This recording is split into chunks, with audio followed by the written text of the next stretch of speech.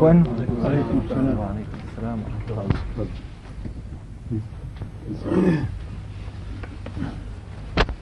MashaAllah, you are doing very well, huh? With the grace of Allah. Learning fast. Shall please continue. وزاد أمير المؤمنين قائلا على أن هنالك الأموال الكثيرة والجبال من الأموال التي تحت أقدام ملوك النفط، وأنهم لم يستطيعوا القيام بذلك، وصوت ذلك الشخص البسيط ميرزا غلام أحمد القادياني منتشر إلى جميع أطراف المعمورة. فأي كاذب يكون هذا؟ فهنالك آية أخرى في القرآن الكريم التي تتحدث عن ذلك المدعي البسيط في أول طريقه والعداء المضاد له من قومه، والبرهان هو كما ذكر: أفلا يرون أن نأتي الأرض ننقصها من أطرافها أفهم الغالبون؟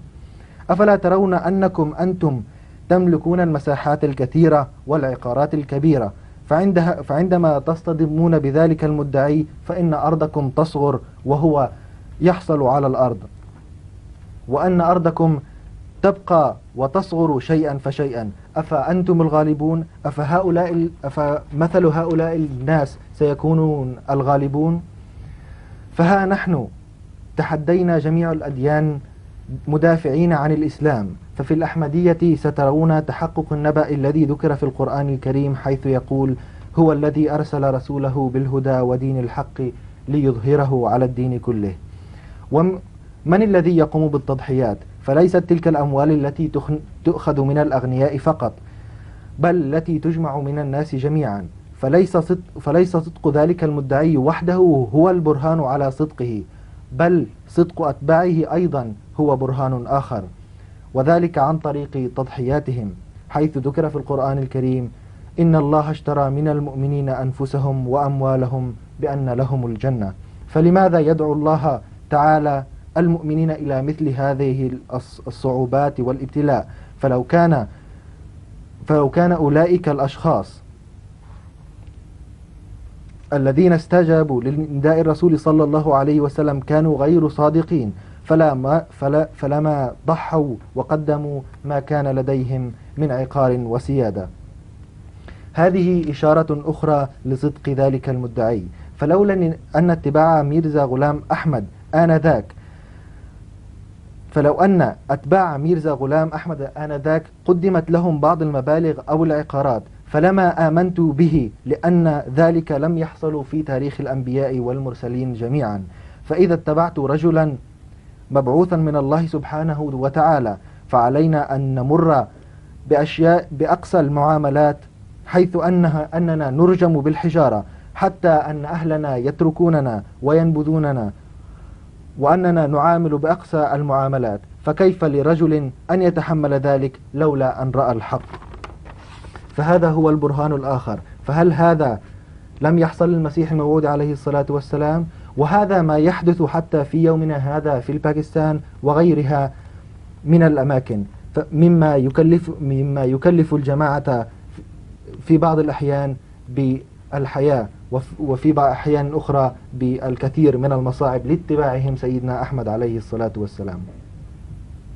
فيقول أمير المؤمنين: هذا ما ذكر عن أصحاب الرسول صلى الله عليه وسلم، فإما أن يكونوا صادقين أو مجانين، فإن الكفار لم يقبلوا أنهم كانوا صادقين، فلذلك دعيوا بالمجانين، وكذلك ما نراه في أيامنا هذا تجاه الجماعة الإسلامية الأحمدية.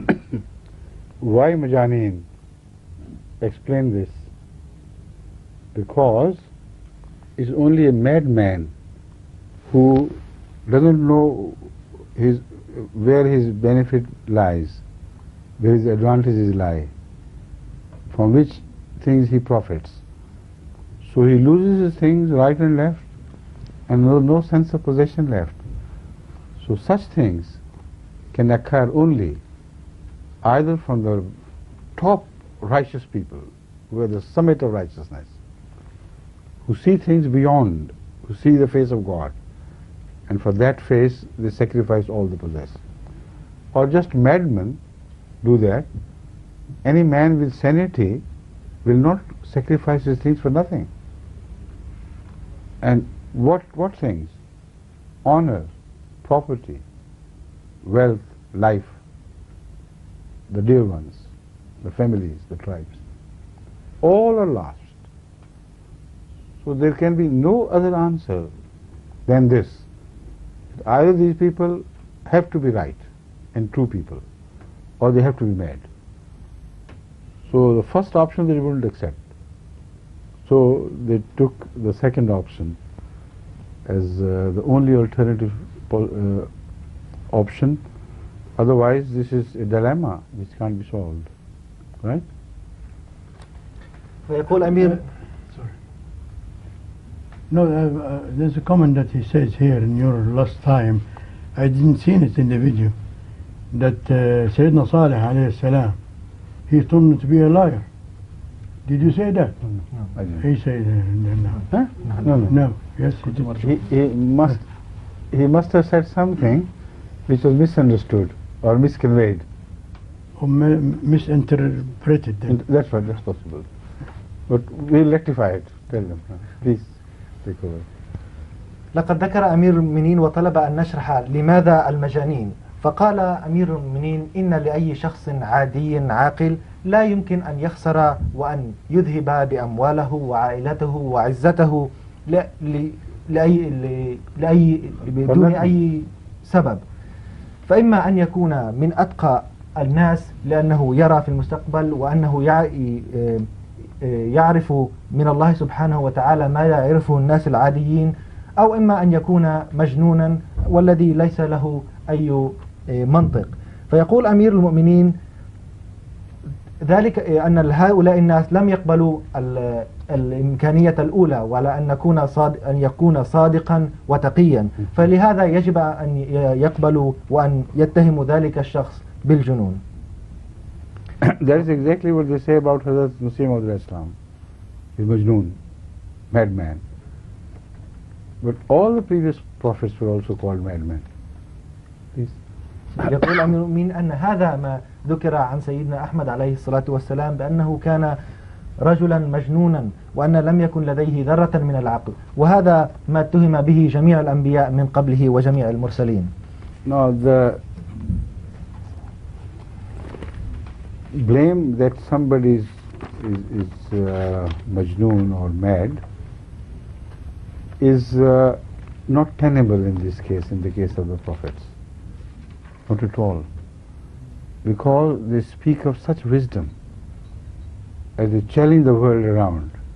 That if you can bring something to be compared with what I tell you of wisdom, come and show me. And they fail to do it. And moreover, they cannot be declared to be false people for doing this for the sake of anything else.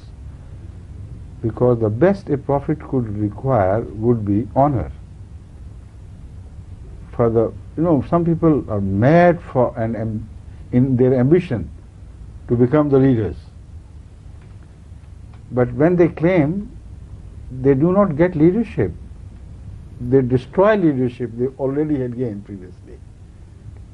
They are supposed to be the very leaders. You mentioned Hazrat Saleh. Yes. And Hazrat Saleh it was who was told, addressed by his people, Marjuvan fina, kunta marjuvan fina. That you were the one in whom we lay high expectations, who was supposed to be the leader which is emerging from us. So he rejected that leadership. So that is why there is no logic either way.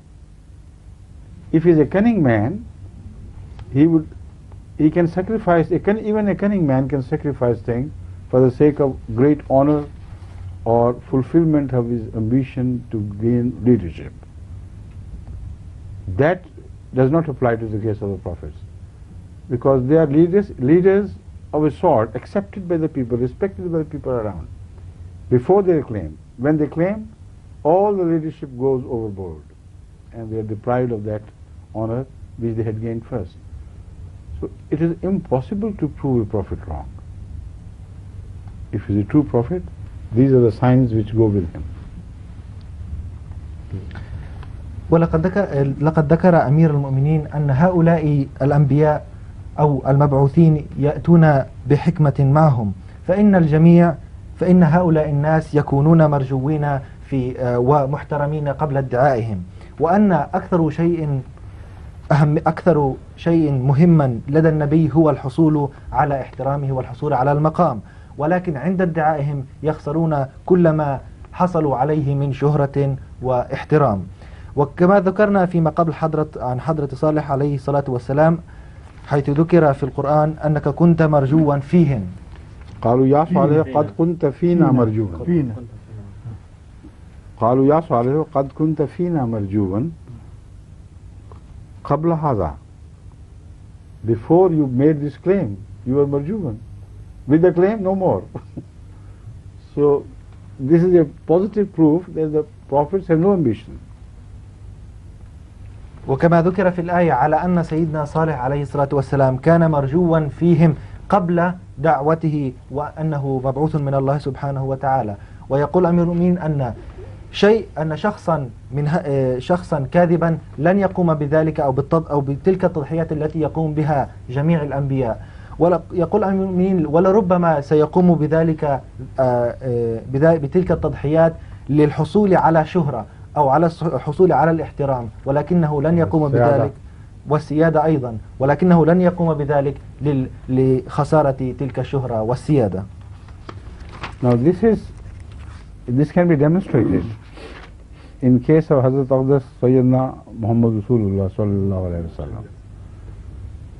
When Quraysh did everything they could to dissuade him from propagation of the unity of God, propagation of Islam, at last they made a delegation and they came to Hazrat Abu Talib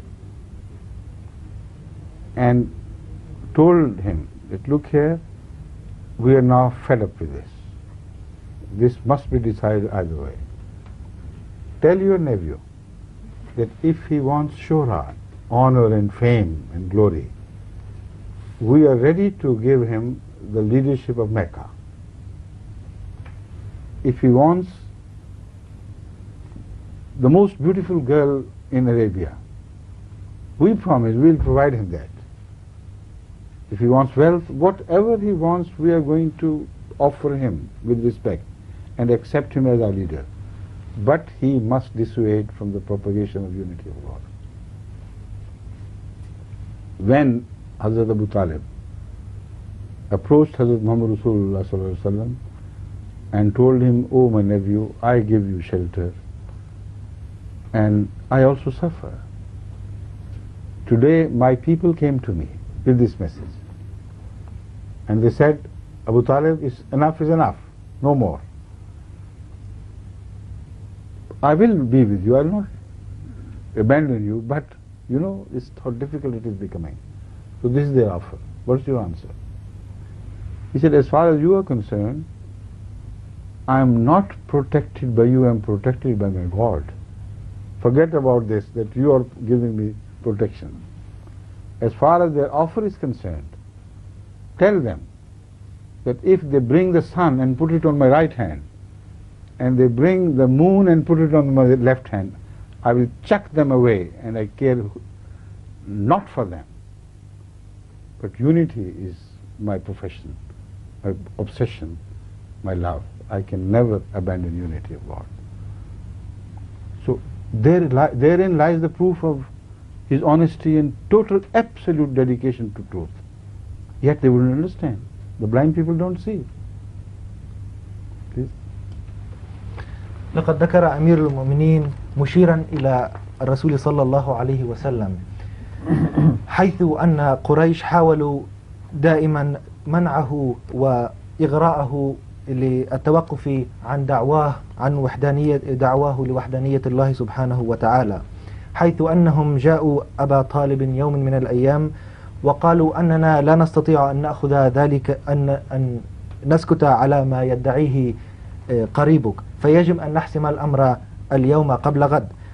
فقالوا له لو أراد الشهرة والاحترام سنعطيه سيادة مكة، ولو وسنعطيه ونأتي له بأجمل امرأة إذا كان يريدها، ولكن عليه ترك وحدانية الله سبحانه وتعالى ودعوته إليها.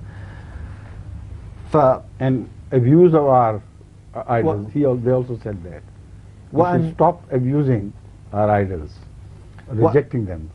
وأن يهين آلهتنا. فقال أبو طالب فدخل أبو طالب على رسول صلى الله عليه وسلم وقال له: هذا ما يعرضه عليك أهل قريش، فإنك تحت حمايتي وأنا لا أتركك، ولكن ما هو رأيك؟ فقال: بالنسبة لحمايتك لي فعليك أن تعرف أنني ليس تحت حمايتك، وإنما أنا تحت حماية الله سبحانه وتعالى. وأما بالنسبة لعرضهم فإنني أقول: لو وضعوا الشمس على يميني والقمر على يساري فلن أتخلى عن وحدانية الله سبحانه وتعالى. فهنالك نستطيع أن نرى صراحة وصدق سيدنا محمد صلى الله عليه وسلم، وعلى الرغم من ذلك فإن هؤلاء الكفار لم يستطيعوا أن يروا ذلك آنذاك. Now coming to the question of their allegation that the claimant to prophethood is mad, their attitude proves them to be absolutely false or mad themselves. Because when madmen say things, people never take them seriously. Look, scan the whole history of man and his behavior. When madmen rave and do this and that, people don't take them seriously. They laugh at them. Children stone them, but children only. And they are never confronted because they are never taken seriously. He's a madman, you know. They laugh at them and mock at them, and that's all. And they never grow. I have never read about a madman gathering strength from strength and people after people and tribe after tribe joining forces with him. Madmen remain madmen alone and single and abandoned. So why do they take prophets of Allah so seriously if they are madmen? They have no logic. They call him even شاعر أو مجنون. Sha'ir, that is the same thing. Sha'ir means شاعر a liar. Yes. الآية. Sha'ir here means liar and a majnoon. But why do you take them seriously? What was there about Jesus, for instance? What did he do to offend them? If he was, his preaching was only that of forgiveness. How could a preaching of forgiveness and love offend anybody in the world? So by rejecting all of the prophets, they proved themselves to be mad, because they had no logic in that. In real madmen, they believed. Even today, believe in a sense that some people who are mad and they say, we can do this and we can bring you, people go and say Assalamu alaikum and try to gain some favor from him, as if he is the Lord of the universe. But madmen are never opposed tooth and nail like the prophets of Allah are opposed. And madmen, if opposed, will be completely wiped out and destroyed. There is no strength.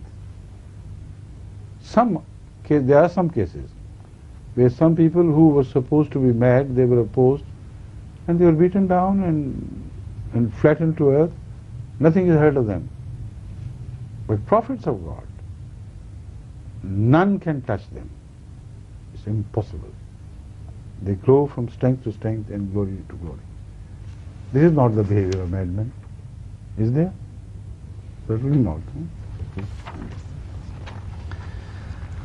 لقد قال أمير المؤمنين أن ادعاء النبوة دائما، أن من يدعي بالنبوة دائما لقب بالجنون، فهو معروف. فانظروا إلى التاريخ، فلا أحد ينظر إلى مجنون بأي أهمية أو جدية. فلماذا؟ فعندما يأتي أي نبي يتهم بالجنون، ولكن مع ذلك يؤخذ بأكثر جدية وباهتمام كبير.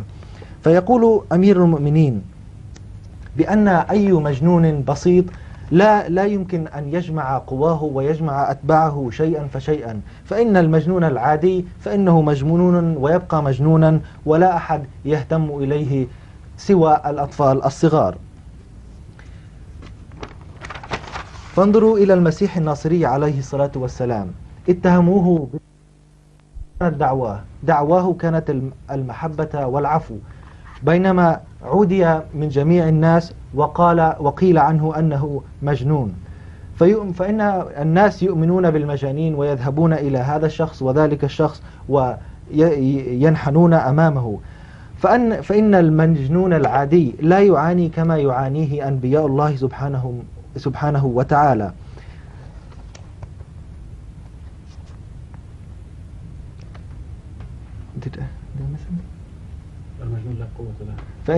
فإن المجنون لا قوة له، ولا أحد يستطيع أن يقف دعما له.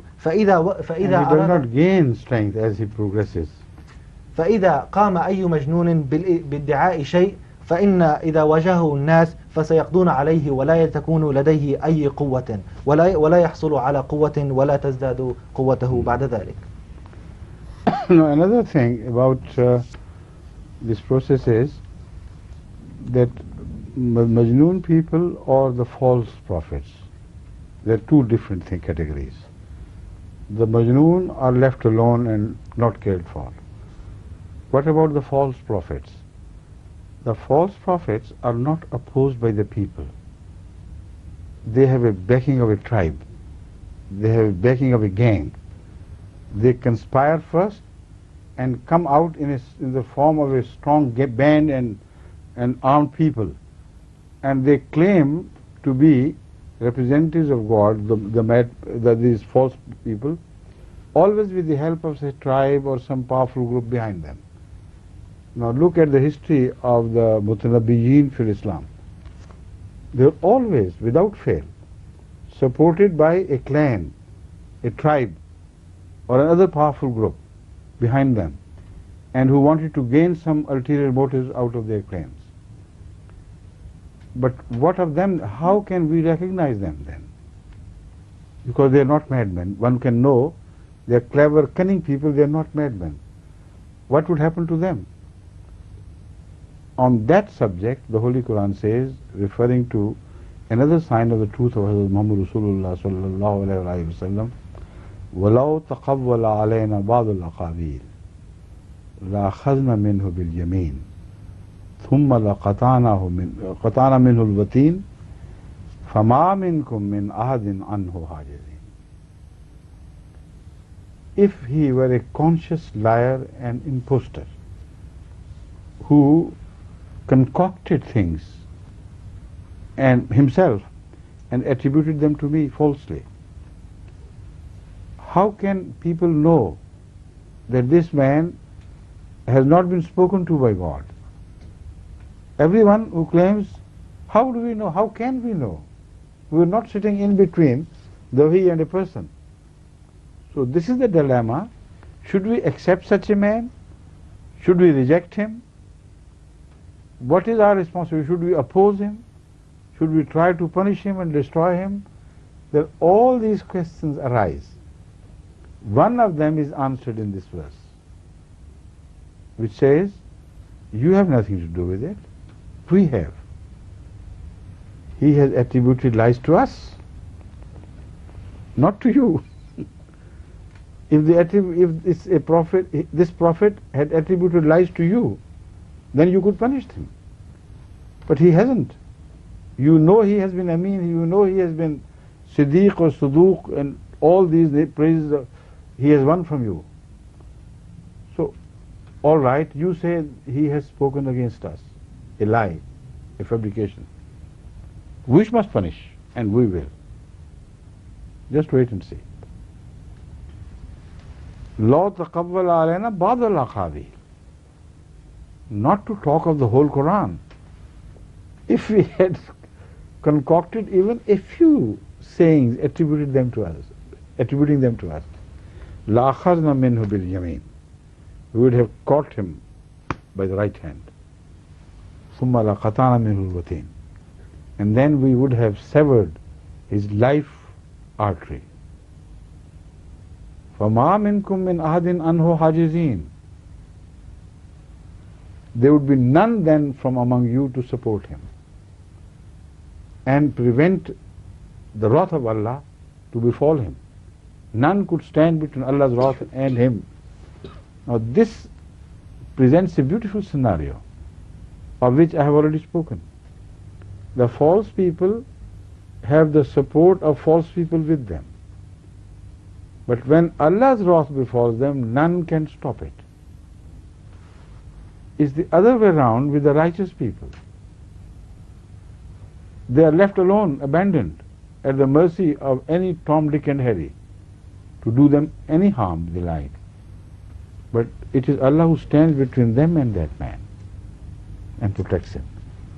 So it is exactly the opposite scenario which is built in the case of true prophets. Got it? Yes. Please. فيقول أمير المؤمنين هنالك نوعان من الذين يلقبون، فهم المجانين وهنالك أيضا المدعين الكاذبين. فيقول أمير المؤمنين إن المجانين العاديين يتركون دون أي اهتمام أو دون أي جدية، وأما المدعين الكاذبين فإنهم يخططون قبل ادعائهم ويكون لديهم دعم من قبل فئة معينة من الناس، وأنهم يخططون قبل ذلك. فيقول أمير المؤمنين تعالوا ننظر إلى تاريخ المتنبين في التاريخ، ونستطيع أن نرى أنهم دائما يأتون ويظهرون مدعومين بقوة معينة أو من فئة معينة، وأنهم يريدون الحصول على سلطة أو أي عقار دنيوي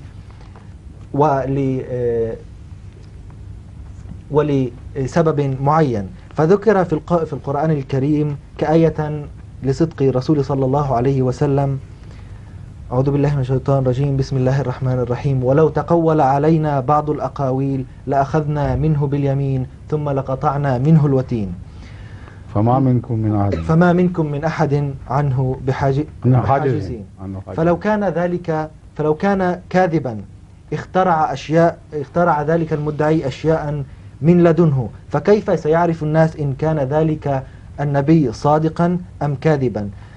فيتساءل الناس ويقولون عندها: هل يجب علينا أن نصدق ذلك الشخص؟ هل نتركه أم هل نقتله أم نعاديه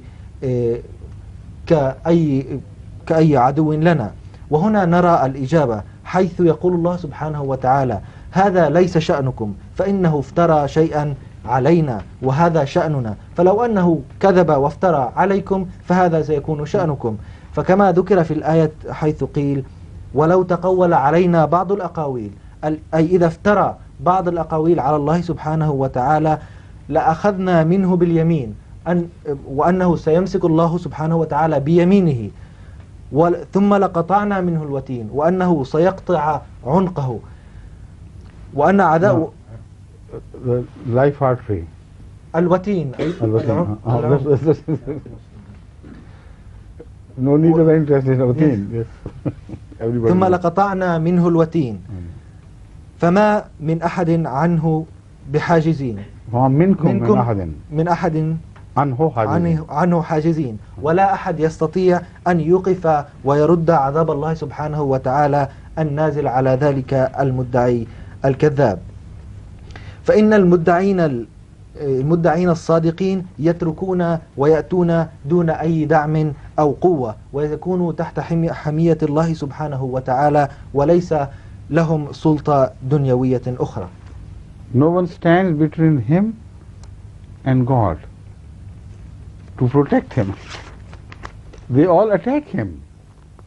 Who stands between? It is God who stands between him and his so-called destroyers, his enemies.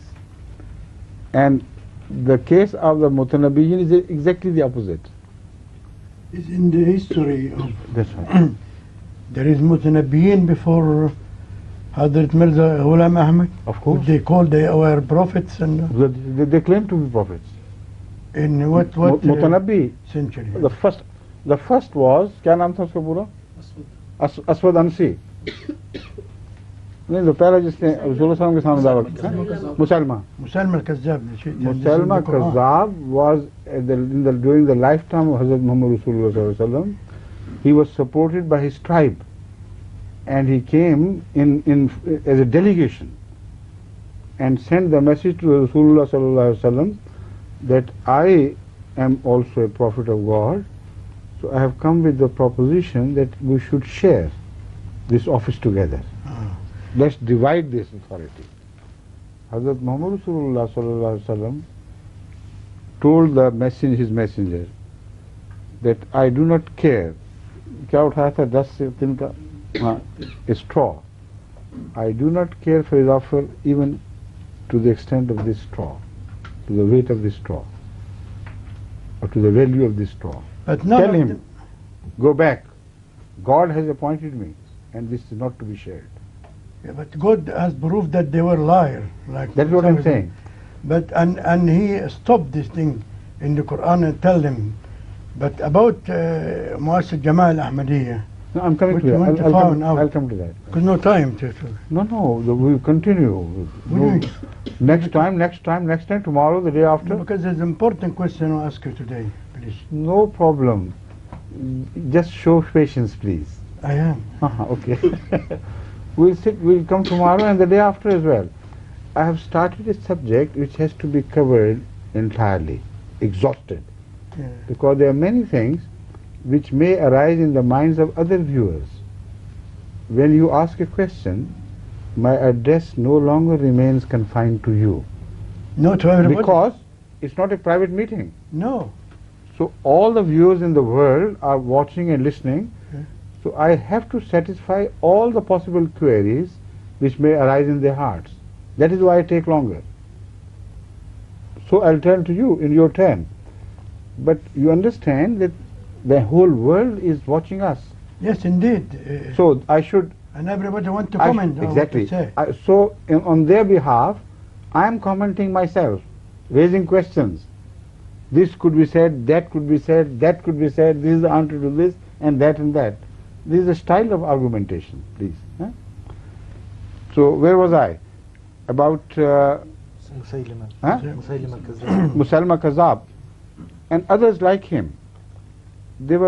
Imagine they were all supported by groups, gangs and tribes. In case of Hazrat Masih Maud, his image is absolutely opposite to that of the Mutanabbihin, because he lost support of all who were behind him prior to his claim. Those who praised him began to abuse him. Those who were his friends, they began to hate him to the extent that they would become bloodthirsty enemies. This fate is not the fate of Mutanabbihin. This only is the fate of the true prophets of Allah. But another thing which I wanted to tell you in relation to this issue which we are discussing is an aspect of the question which I raised and have not yet answered. Let me answer it. I said, if somebody claims to be from God, what should be your reaction? What should you do? You don't know him. You don't know whether God did speak to him or not. So leave him to God. He will most certainly take care of him. He will not let a liar prosper who has attributed false claims to Allah. This is the import of the whole verse. But there is another verse which says that if somebody goes on speaking of God, giving him a message and this and that, is it your responsibility to kill him, to destroy him? It's Qatl Mutanabbi, is what is advised by Allah. This is the question which is also to be sorted out. And now I turn to another verse of the Holy Quran which applies to the time of Moses alayhi salam. The Holy Quran tells us that the elders of the time of Moses were together in conference they were contemplating the murder of Hazrat Musa alayhi salatu wasalam. Then a man from among them walked into that conference. He was inside, deep in his heart, he was a believer, but he was hiding this fact. But addressing them, he said, in yaku kaziban fa alayhi kazibu, in yaku kaziban fa alayhi kazibu, wa in yaku sadiqan yusibkum ba'dul ladhi ya'idukum yusibkum ba'dul ladhi ya'idukum.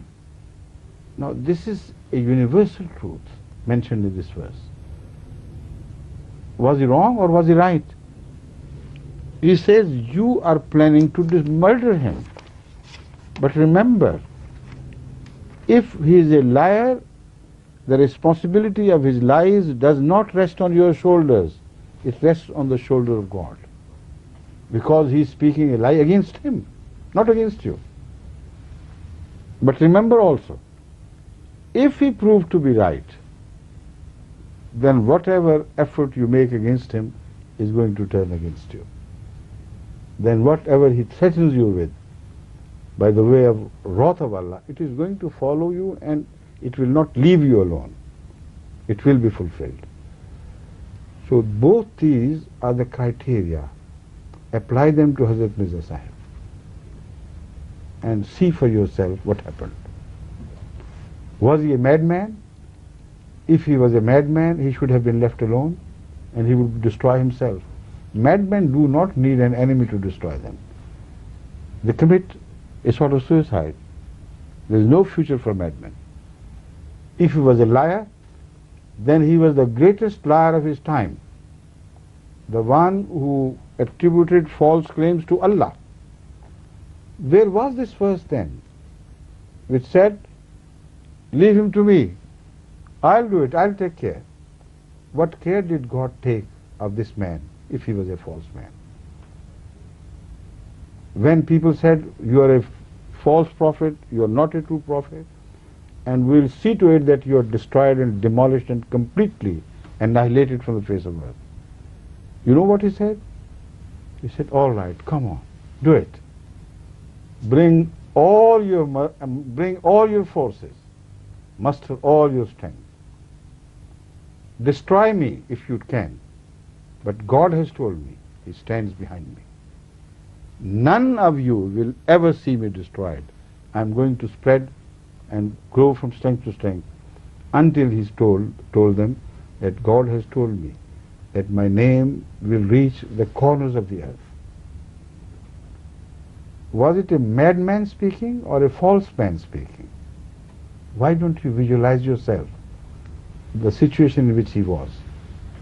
If he was a false man, the ulama of India, all of them together, were they not enough to destroy him? Why did he escape? If he was a false man, the Christians of India and the Christian empire of Great Britain, was it not sufficient to destroy him? Because he had annoyed them enough. He had claimed that their God was dead. The Muslim masses and the ulama could not forgive him. I mean, mashayikh could not forgive him because they had declared Jesus to be dead. But Jesus was a prophet to them. How could this claim be pocketed by the British Empire and the Christians that their God is dead? Could you consider a greater affront to the honor and visage of the British Empire and the Christians? They could not. So why this single man, unaided by any group in the world, rose from power to power and strength to strength, and he was always proved right that you will not be able to confine me. You know, the claims were made, counter-claims, by Hindus, not only by Muslims, by Hindus as well, by Christians. This man can put up a show for a while in Qadian, but he will be buried and destroyed along with his movement. Nothing will be heard of him after a few days. Those who claimed, nothing is heard of them. Only we tell the people about who they were. Otherwise they are buried under the dust of history. His name is being lauded and respected by more and more people and more nations of the world. So what sort of God that was, who said, if Muhammad Rasulullah told lies against me, then I will destroy him. If others did, I don't care. Can you believe in such a God? So this is the conclusion to which I was coming. And you spoke too early. Now if you want to ask anything, I rest my case, and please. Bismillah ar-Rahman ar-Rahim. First we come into this, what you say in the verse start and translating that Sayyidina Salih alayhi salam, he told us to be a liar. When you start to translate of yesterday.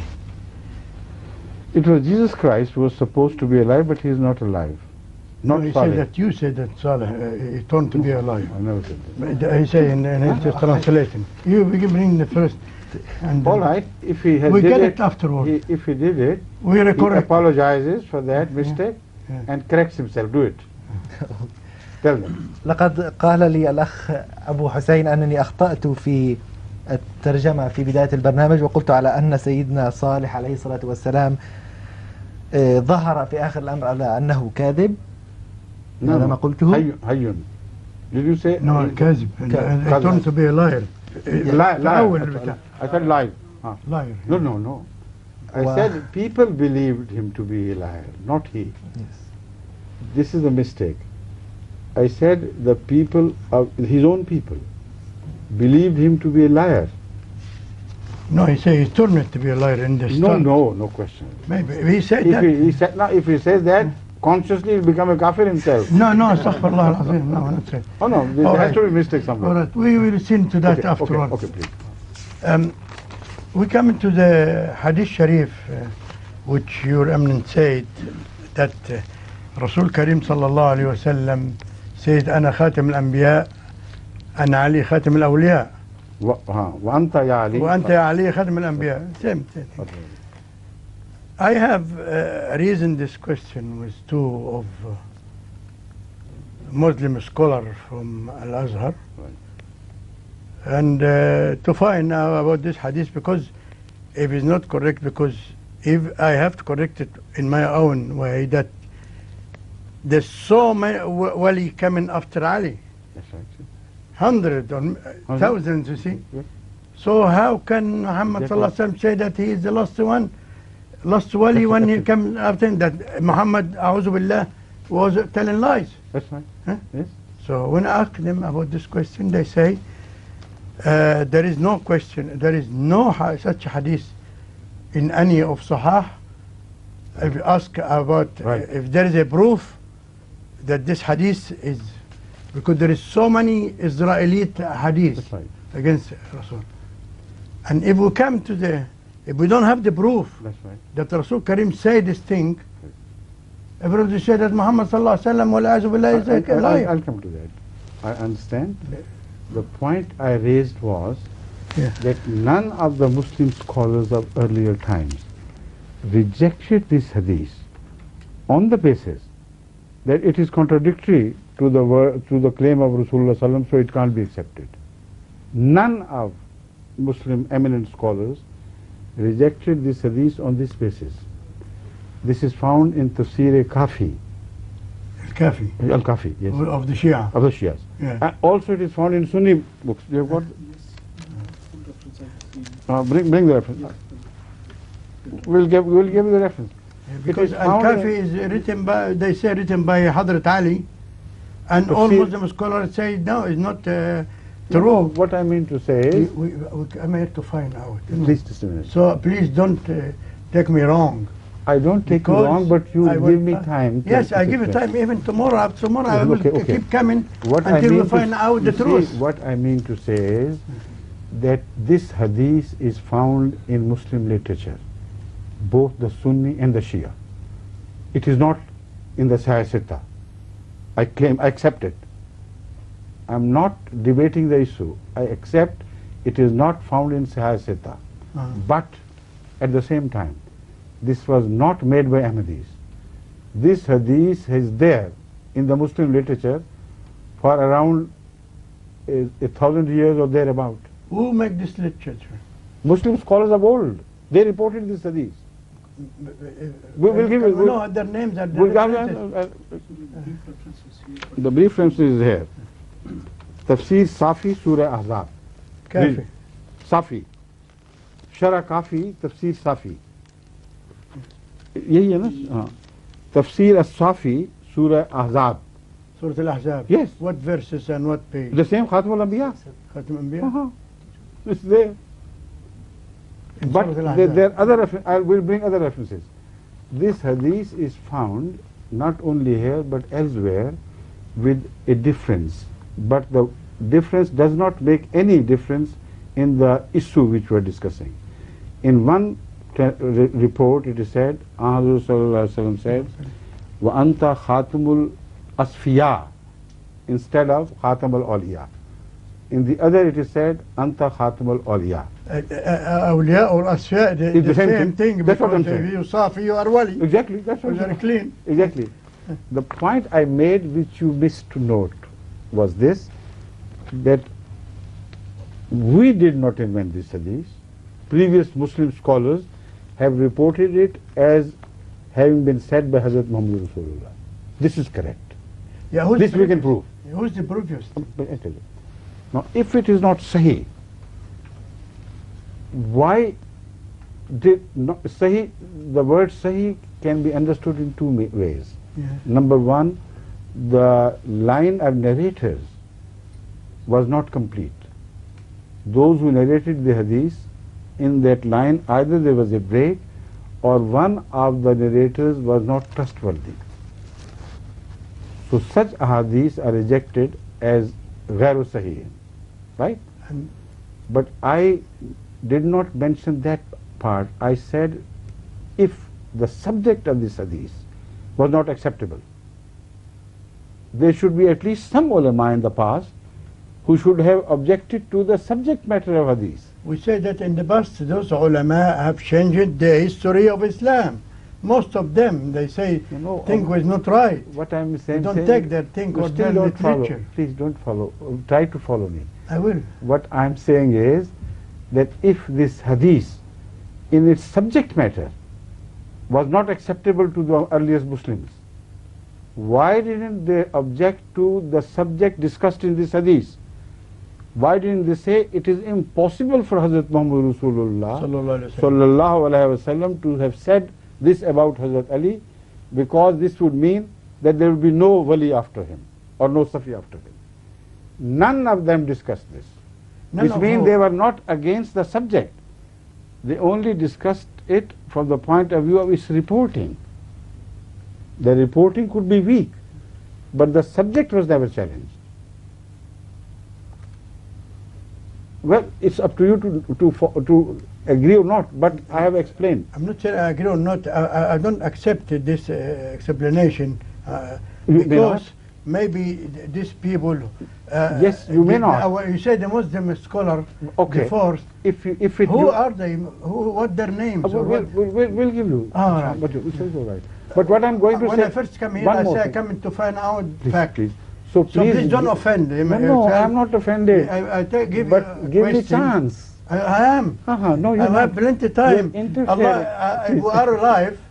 We are You- together you- to discuss it you- in Muslim you way. You know, interfere we're not in going to the- fight each other. You tell me the right way. I follow it. Interfere the If not, I flow don't of my follow. argument. You have forgotten that this is not the only thing which I had said to explain the meaning of Khatam. I had said other things. Why haven't you touched them? I haven't Yes. seen them. I haven't listened to No, no. them. I have spoken. I said you can lift the Diwan of Mutanabbi and you see written over it Khatamu Shuara. But then You if can- it's a Shah Magnoon or anything, we can call him anything. No. Arabs were saying it. Arab scholars use the word Khatam. not to mean the last, but to mean the greatest. This is what I have proved. latest. The greatest. The greatest. Yes. The greatest of poets, Mutanabbi, Khatam al-Shuara. The greatest of Atibba, Bu Ali Sina, Khatamul Atibba. The greatest of wise men is referred to by the Arabs But the as Arab Khatam al-Hukama. greatest in Arab means Khatam. أعظمهم أعظم الشعراء But also أو Khatam. أقوى الشعراء أو أقوى الأطباء. I agree. But not Is there only one word for the greatest? خاتم. The word Khatam has been used by the Arabs to indicate the greatest.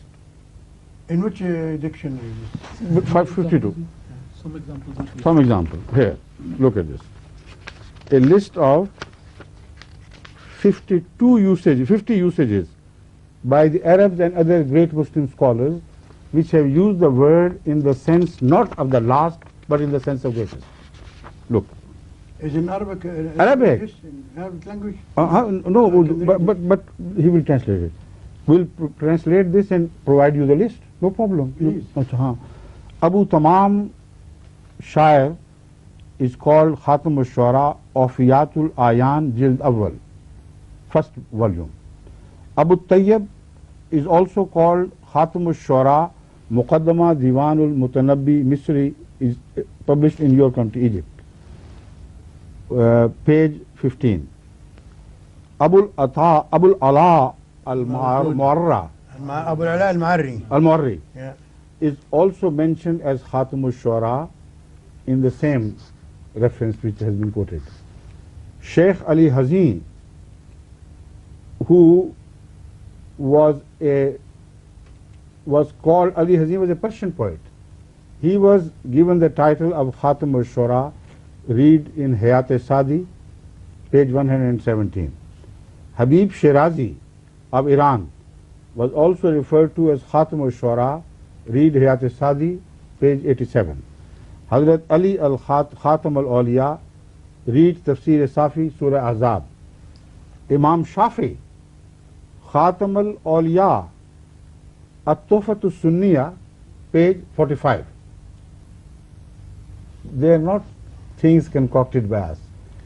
Just a minute. Great Arab scholars have used this word.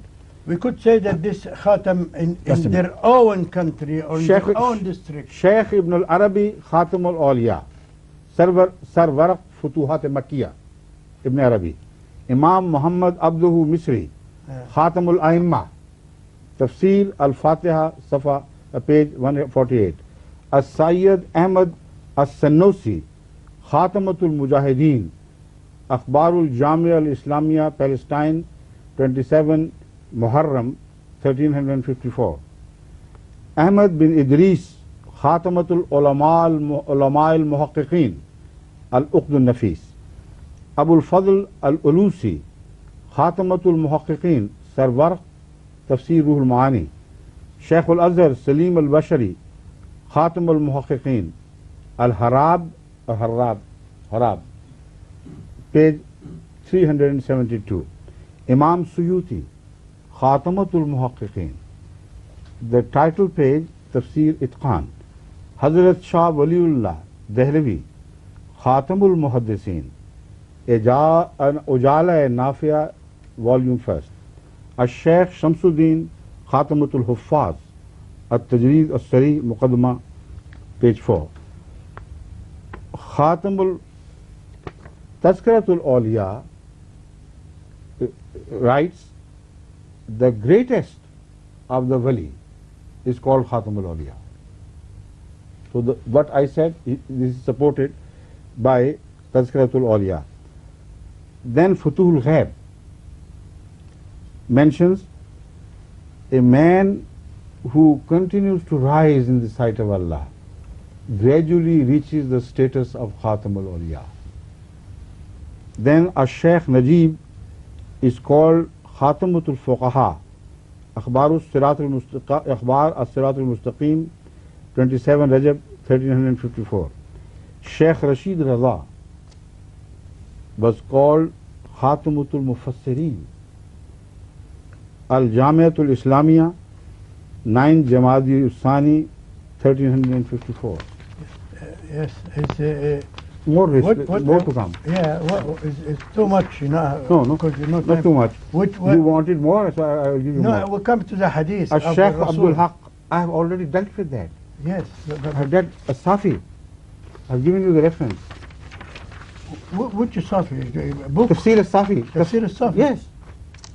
Tafsir al-Safi.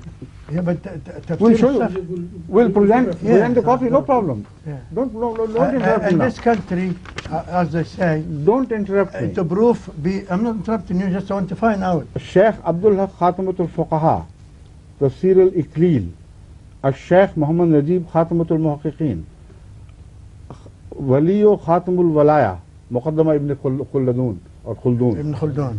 Shah Abdul Aziz Khatam al-Muhaddisin, al-Mufassirin, Hadayat al-Shia, Khatam al-Makhluqat al-Jismaniya is man. Tafsir Kabir, Jild 6, 24, volume 6, Imam Razi has written this. Sheikh Muhammad bin Abdullah Khatamatul Huffaz, Ar-Rasail al-Nadira, page 30. Allama Saduddin Tuftazani Khatamatul Muhaqqiqin, Shara Hadithul Arba'in. Ibn Hajar Asqalani, Khatamatul Huffaz, Tabaqatul Mudallisin, Sarwara. Maulvi Muhammad Qasim Nanotmi, Khatamul Mufassirin, Asrar Qurani, title page. Imam Suyuti has mentioned, again, Khatamutul Muhaddisin fi Hadiyatul Shia. Hazrat Sallallahu Alaihi Wasallam is also mentioned in Hujjatul Islam as Khatamul Kamilin. Hazrat Sallallahu Alaihi Wasallam is Khatamul Maratib. All the stages of nearness to God are Khatam in him. All the stages. This is said in Ilmul Kitab, page 140. Isa alayhi salam is also referred to in Baqiyatul Mutaqaddimin as Khatamul Asfiya al-Aimma. Hazrat Ali Khatamul Awsiya fi Manar al-Huda. This is the second book which I told you about. Yes. Manar al-Huda, 106, page 106. So one is from Shah Safi, the other reference is from Manar al-Huda. Musannif Allama Muhammad Sibtin has written about Hazrat Muhammad Rasulullah Sallam that he is also Khatamul Muallimin. Is that he was the last of Muallimin? Ash-Shaykhul Suduq is called Khatamul Muhaddisin Kitab Man La Yahziruhul Faqih. Imam Razi says that man's wisdom is Khatam. Khatam of all wisdom. This is written in Tafsir Kabir Razi, Jild, volume 6, page 31. Abul Fadl Shahab al-Ulusi is Khatamul Udaba, Ruhul Mani. Sahib Ruhul Mani has referred to Shaykh Ibrahim al-Qurani as Khatamatul Mutaakhirin. Maulvi Anwar Shah Kashmiri in India has been called Khatamatul Muhaddisin. This list goes on until Sheikh Sadi also is referred as his book Firdausi, Shahnama Firdausi, is referred to as the Khatamul Kutub. After that there is no kitab. Hazrat Maulvi Muhammad Qasim Nanotmi I have referred to already. Maulvi Shabir Ahmad Usmani, this is a long reference, I leave it. Hazrat Maulana Rum. Ibn Rumi. You know what he says? Behre-in Khatam shudast oo ke bajood, misle-oo ne bhood, ne khahan bod. He is Khatam. Why? Because like him never was, and like him will never be. This is the meaning of Khatam. Someone who excels in qualities, to be single, left alone, there is no comparison. This is the meaning of the greatest. Now these 50 usages I have mentioned are from all great earlier scholars in Islam, did they not understand the meaning of Khatam? Now, I can tell you, you can put it to test yourself today. Now, I once, at the University of London, translated a sentence which was to be translated from English to Arabic, which said that Khalifa of Banu Umayyah was the last caliph of Banu Umayyah. Remember, Khalifa so and so. Muawiyah. Ma- Khalifa, No, Banu Umayyah. last. Last one, Zayd. Whoever it was. I was, like other students, were to translate this sentence. So and so was the last of the caliphs of Banu Umayyah. You know how I translated it? I said, Kana Khatam al-Khulafa min Bani Umayyah. And the professor put a red line across. Said, you're wrong. I said, no, I'm right. He said, how? I know Arabic more than you. I said, God, according to you, knows Arabic more than everybody else. And according to you, he has used the word Khatam in the meaning of last. So, why don't you cut that verse of the Holy Quran again? Then, I knew, of course, what I meant. It was an argument on the style of Hazrat Ibrahim alayhi salatu wasalam. So, I went to other Arab students and said, look here, he is our professor, he doesn't know Arabic. And they looked at me, looked down. What do you mean he doesn't know Arabic? I said, he told me to translate, so and so was the last of the caliphs of Banu Umayyah, and I translated it as he was the Khatamul Khulafa min Bani Umayyah. And he said, no, wrong. Which he was right, I think. And he was wrong. Who was because right? Because Khatam Bani Umayyah Khulafa was Amir al-Mu'minin Umar ibn Abdul Aziz, the last Khalifa of Bani Umayyah. Nobody. Yeah, was the last one. No. Yes, who after him? What do you mean? Al-Khalifa al-Khams. Bani Umayyah. Ismail was after him. Who's Ismail? Khalifa after him. After Umar ibn Abdul Aziz? Yes. Ismail what? Ismail who sent, in fact, he sent the expedition to India for the conquest of India. Those who, the Ismaili section, follow him. He is from Banu Umayyah. Please read the history of Banu Umayyah and then confront me again, please. I'm not confronting you. No, you are, but let me. Mildly, but you are. Well, I sit in front of you, yeah, but not challenging you. Yes, if this is not challenging, what is? No, I said he was not the Khatam, last of Bani Umayyah's Khulafa, and you said he was. Hazrat Umar bin Abdul Aziz was not the last of the Khulafa Bani Umayyah. He happened right in the beginning. Not in the beginning, but somewhere.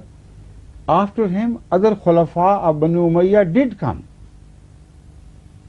And yet, he is called Khatam al-Khulafa, according to him. So, what I'm saying is, you don't avoid this, please understand. What I'm saying is this, that when you say he is the last of the kings of that dynasty, you can never translate it as Khatam. Why not? Abu Zafar Bahadur, the last king of England, India, Mughal king, he can never be referred to as the Khatam al-Salatin al-Mughliya, because the Arabs don't use it in this sense. The Arabs use the word Khatam to pay compliment. And again, you have forgotten all the other arguments which I presented from the Holy Quran. I said, if the Khatam word Khatam meant no prophet after him, why did God forget about it?